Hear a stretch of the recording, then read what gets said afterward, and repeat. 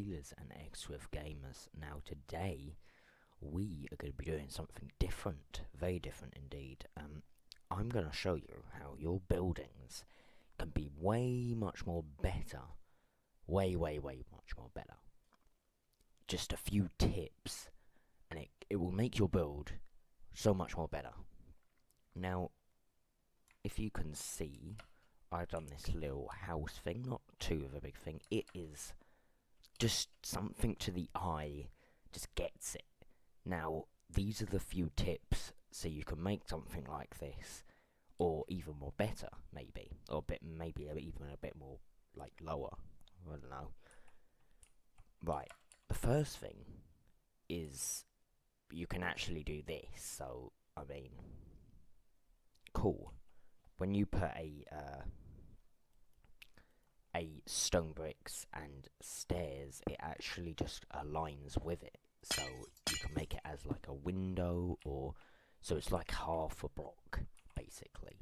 But another thing what you have to like get is these pillars are like the main pieces. These pillars are like the frame of the build. If you don't have these pieces, and like, I would lay out your build by the 3x3, but you don't have to. You can do the 2x2, the 4x2. I wouldn't do the 1x1, but you know, you never know.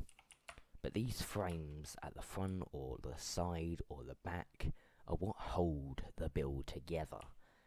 They're basically like the biggest things. Now, if you take this and you do that, you go outside the frame, and this is completely fine. It makes your build much more better. Like, if you were to put, like, instead of a button, you would put here, or something like that. It's still great. The frame's still there. And even more better is if you were doing it at the back.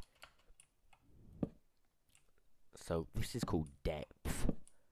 If you're doing it at the back, or at the front, it makes depth to your build.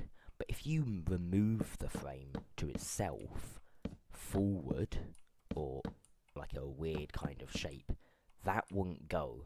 If you made a frame like this, so it's this line here, then that would be fine. But because your frame's just a bit skew-wag, or like weird, I guess, it's not right.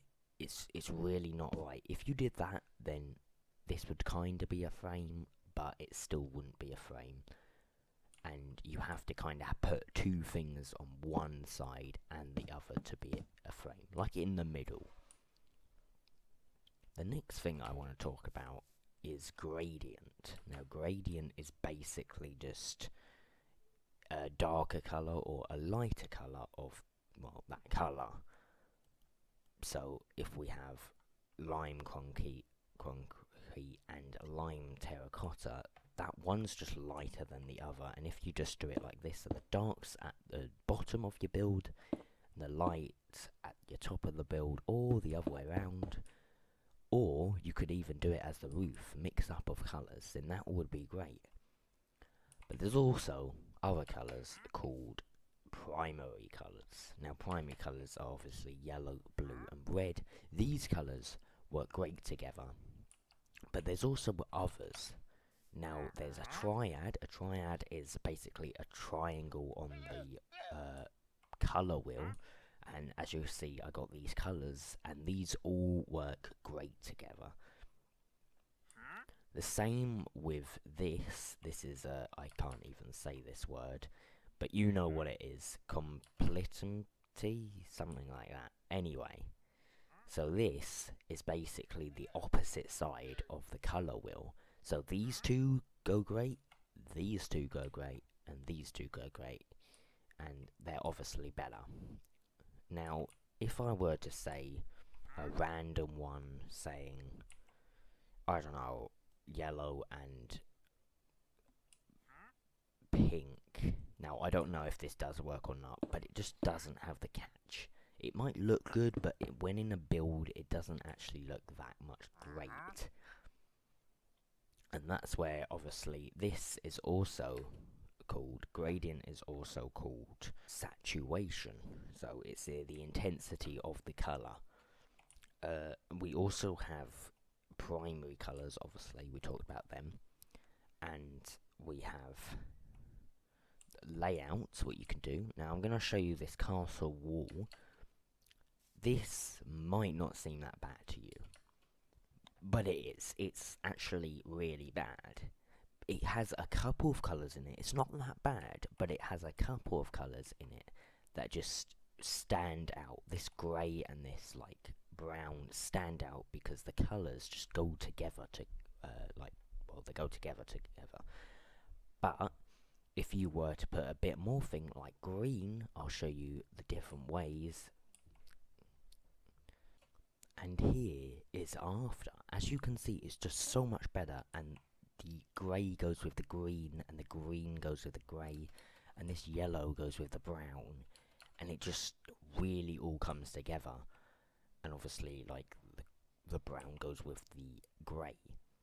Now, if we were to swap these with a soul lantern, I believe it would be still nice, but not as nice as it would be. See, it's okay, but it's not as nice as it was. You might have a different opinion, but it's because this is a totally different colour. This is blue, and blue might not go with one of these colours out here. It might go with grey, but it doesn't go with brown, or maybe even green. So you can see how this kind of goes. And also, I've used a bit of this depth in here, and it just makes the build so much more better because of it. And you always have to remember, do like the top of the thing too, and the sides, because otherwise it's not going to look right on one angle. That's what I'm trying to say. If you were looking at this angle, it would look great, but as soon as you go 5 steps later, it wouldn't look so great, because this is it.